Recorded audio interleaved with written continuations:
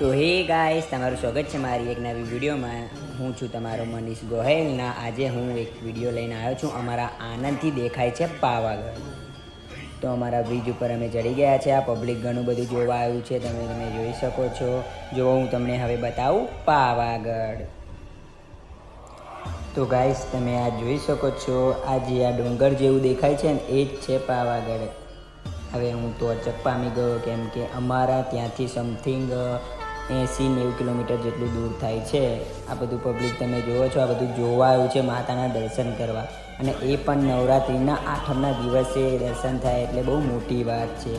જુઓ, તમે જોઈ શકો છો, અમારી આંગળી ઉપર જ છે પાવાગઢ. હું પણ વિચારું છું કે માં, તમે દર્શન આપ્યા 8મના દિવસે, તો બોલો મારી સાથે, જય મા કાલી.